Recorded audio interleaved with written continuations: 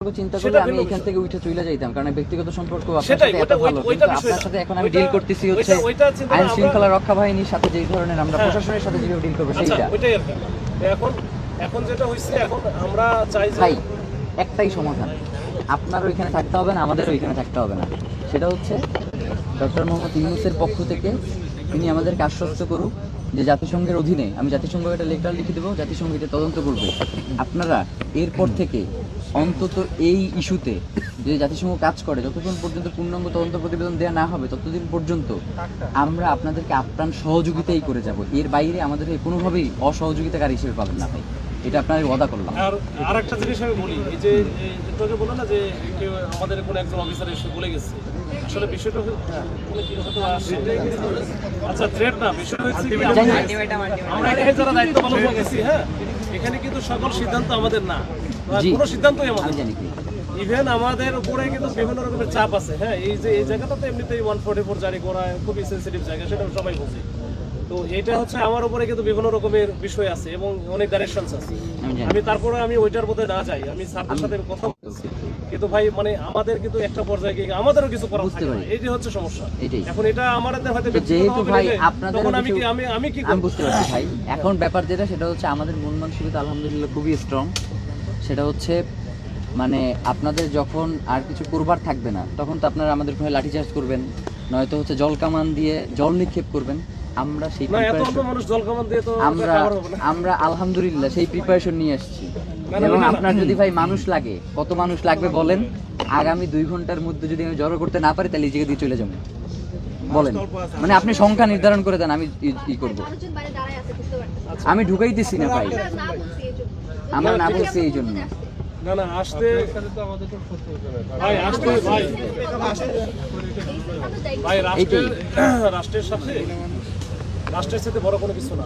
এটা যদি মনে করেন যে আমি হচ্ছে এখানে লক্ষ লক্ষ কোটি কোটি লোকজন জড়ো করে নিয়ে আসা, না না আপনি বললেন না যে এই কয়জন লোকরে জল কামান দিয়ে, এই জন্য বললাম যে আপনার যদি জল কামান মারার জন্য অনেক লোক লাগে তাইলে আমরা ব্যবস্থা করে দিতে পারি। মারে তো কোথায় এখানে তো কথা বলতেছি, এখানে তোমার সাথে তো আর আমাদের হচ্ছে মানে অন্য সম্পর্ক না। আমি তোমার তো আমি একটা মানে বুঝতে রাখি খুশি মারতে পারবো যদি হ্যাঁ অপরিচিত কেউ একজন থাকে, আমি হয়তো কিছু একটা করতে পারি, কিন্তু আমি কি সাবেরকে দেখাশোনা মারতে পারবো? হয় সম্ভব। ওই জন্যই বলতেছিলাম যে আসলে এটা মানে এমন একটা পরিস্থিতির মধ্যে আমরা দাঁড়াইছি যেখানে আমার মনে হয় একটু ভাই আপনি বলেন যে নির্বাচন যাতে মানে আমাদের ইনকিলাব মঞ্চের থেকে বেশি কে চায় যে 12 তারিখে নির্বাচনটা হোক, এইটা একটা সংগঠন আপনি দেখেন আমার ভাইরে মাইরা ফেলছে, অথচ নির্বাচনের কথা চিন্তা করে আমি এখন পর্যন্ত বাংলাদেশের জনগণকে কন্ট্রোলের মধ্যে নিয়ে আন্দোলন করতেছি তারে। এবং এমন অনেক জায়গা হয়েছে যে সে আন্দোলন নামছে বিশৃঙ্খল পরিস্থিতি তৈরি হইতে পারে, তারে যাই বুঝাইছি যে ভাই এই আন্দোলনটা যদি এইভাবে করি হয়তো ক্ষতিগ্রস্ত হইতে পারে। তো এখন আপনি কিভাবে বলেন, মানে আমরা তো আমাদের জায়গা থেকে অবশ্যই 12 তারিখে নির্বাচন হইতে হবে, এটা হচ্ছে আমাদের কনসার্নের বিষয়। তো যার কারণে এখন পর্যন্ত তো আমরা শান্তিপূর্ণ আছি।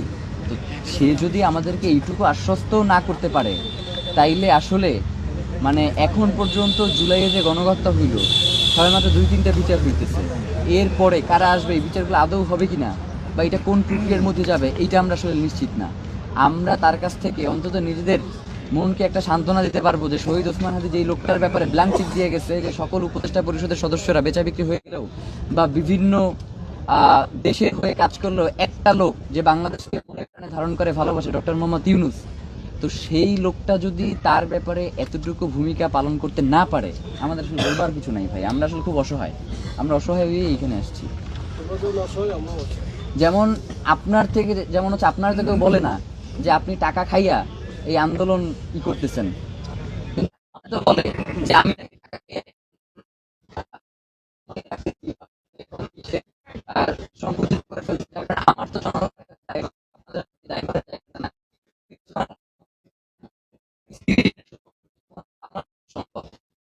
আমার তো নির্বাচনটা কেন্দ্র করে আপনি দেখেন শহীদ ওসমান হাদি যেদিন গুলি দিয়েছে আমি তার বিচার যাবো না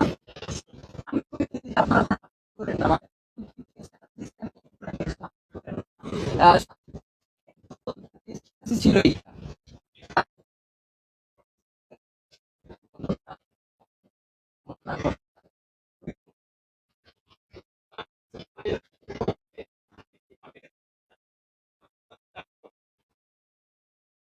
এইটাই তো না না পরিমাণে কান্দা মানে কাঁদছি আমি ভাই আপনার ব্যক্তিগত সম্পর্ক